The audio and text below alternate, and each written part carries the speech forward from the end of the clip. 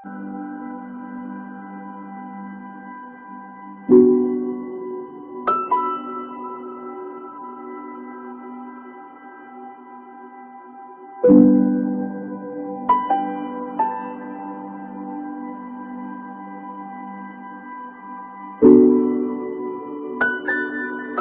বানালে তার সঙ্গে অবশ্যই চিকেন চাপটাকে পছন্দ করি। রেস্টুরেন্টে গেলে আমরা বিরিয়ানির সঙ্গে চিকেন চাপটা খাওয়া পছন্দ করি। একদম ঘরোয়া ইনগ্রিডিয়েন্টস দিয়ে এবং সহজ সরল পদ্ধতিতে পুরোপুরি রেস্টুরেন্ট স্টাইলে চিকেন চাপ কীভাবে বানাতে হয় তা যদি দেখতে হয় আমার চ্যানেলটার সঙ্গে থাকুন, এবং আমি কীভাবে চিকেন চাপ বানাচ্ছি আপনারা অবশ্যই দেখুন। ঘরোয়া সমস্ত ইনগ্রিডিয়েন্টস দিয়ে একদম মজাদার এবং টেস্টি একটা রেসিপি চিকেন চাপ। এবং আমি এর আগে বিরিয়ানিও বানিয়েছি আমার চ্যানেলে, সেই লিঙ্কটাও আপনাদের এখানে দিয়ে দেবো। তবে যখন আপনারা আমার ভিডিওটা দেখবেন অবশ্যই লিঙ্কটাতে গিয়ে বিরিয়ানি কীভাবে বানাতে হয় দেখবেন, এবং চিকেন চাপটাকে কীভাবে বানাতে হয় এখন আমার সঙ্গে থাকুন এবং দেখুন, স্কিপ না করে আমার চ্যানেলটাকে দেখুন, লাইক শেয়ার ও সাবস্ক্রাইব করতে ভুলবেন না। আমরা যে চিকেন চাপ বানাচ্ছি, চিকেন চাপ বানানোর জন্য যে সমস্ত ইনগ্রিডিয়েন্টসগুলো নিয়েছি, অনিয়ন, জিঞ্জার গার্লিক এবং গ্রিন চিলি। আরও কিছু ইনগ্রিডিয়েন্টস নিয়েছি যেগুলোকে আমি দেখাচ্ছি আপনাদেরকে। এখানে রয়েছে গিয়ে আপনার পোস্ত, কাশ্মীরি মির্চ, রেড চিলি পাউডার, নিয়েছি দই, আর নিয়েছি হচ্ছে গিয়ে কাজু এবং চালমগজ। তো আমরা আজকে বানাতে চাইছি চিকেন চাপ। তো আমার বিরিয়ানির রেসিপিও আছে আমার চ্যানেলে, আপনারা আমি লিঙ্ক নিচে দিয়ে দেবো, আপনারা অবশ্যই ফলো করবেন। এবং আমি নিয়ে নিয়েছি চিকেন। এক্ষেত্রে আপনারা চিকেন, অনেকে লেগ পিসটা নিয়ে চিকেন চাপ বানায়, আমি নর্মালি চিকেন যেমন বাড়িতে কাটা হয় সেরকমভাবেই নিয়ে নিয়েছি। ম্যান্ডেটারি নেই যে আপনাকে চিকেন ওইভাবে নিতে হবে। এবার আমি এই যে পোস্ত, চালমগজ এবং কাজু, পেঁয়াজ, কাঁচা লঙ্কা, আদা রসুন, এগুলোকে একটা মিক্সিং গ্রাইন্ডারে নিয়ে নিয়েছি মিক্স করার জন্য। এটাকে ভালো করে পেস্ট বানিয়ে নিতে হবে। অনেকে আপনি চাইলে আলাদা আলাদাভাবে পেস্ট বানাতে পারেন, আমি এখানে একসাথে পেস্ট করে নিয়েছি।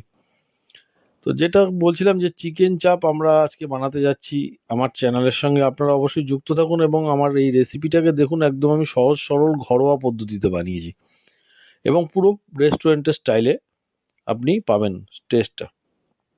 তো এইখানে আমি চিকেনটা এবার মেরিনেট করব।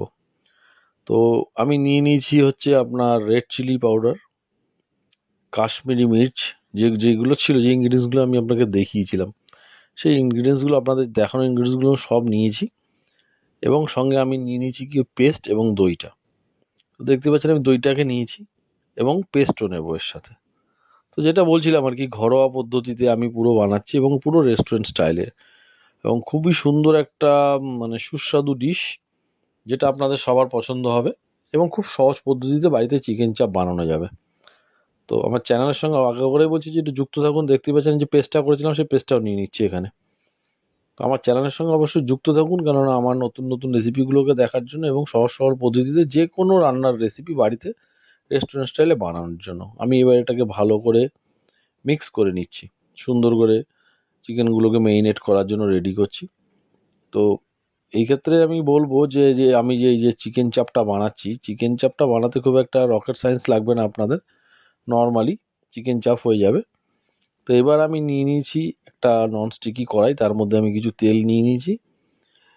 এবার তেলটা আপনি হোয়াইট অয়েল ইউজ করবেন, আমি সাজেশন করব।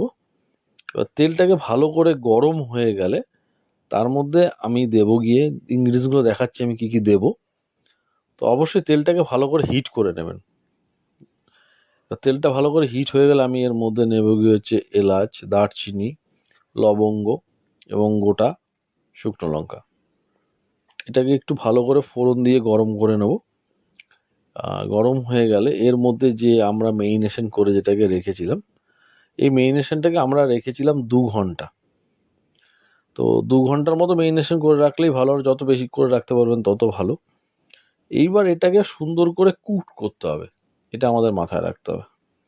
কুকিংয়ের ক্ষেত্রে সুন্দর করে আমাকে কুক করতে হবে। তো এটা মোটামুটি ফুটে এসছে। তো চারদিকে একটা খেয়াল রাখতে হবে যে চারদিক থেকে অয়েলটা যতক্ষণ স্প্রেড না হচ্ছে ততক্ষণ অবধি কিন্তু রান্নাটা আমার কমপ্লিট হয়নি। তো এটাকে আমি সুন্দর মতো করে, যে দেখতে পাচ্ছেন সুন্দর ফুটছে, এটা খেয়াল রাখতে হবে। কারণ দেখুন, কুকিংটা সব থেকে বড় ব্যাপার হচ্ছে যে আপনি কী কী ইনগ্রিডিয়েন্টস, আমি একটু নুন অ্যাড করলাম এবং এর সাথে আমি একটু চিনিও অ্যাড করব। আপনার ইনগ্রিডিয়েন্টসগুলোর ব্যালেন্স, আর সেকেন্ড থিং হচ্ছে গিয়ে আপনি কুকটাকে কীরকমভাবে করছেন। টোটালটাই আপনার কোয়ালিটি ফুডের এবং টেস্ট ডিপেন্ড করে। আমি একটু ঢেকে দিলাম 5 মিনিটের জন্য। তো ঢাকা হয়ে গেছে দেখতে পাচ্ছেন। এর মধ্যে আমি কি করলাম, একটু কেওড়া জল অ্যাড করেছি এবং আরেকটা জিনিস অ্যাড করব, সেটা হচ্ছে মিঠা আতর ফ্লেভারের জন্য। তো আপনি চাইলে বাড়িতে যেহেতু করছেন কেওড়া জল মিঠা আতর নাও দিতে পারেন, দিলে একটু ফ্লেভারটা সুন্দর আসে, রেস্টুরেন্ট স্টাইলটা পুরোপুরি হবে আর কি।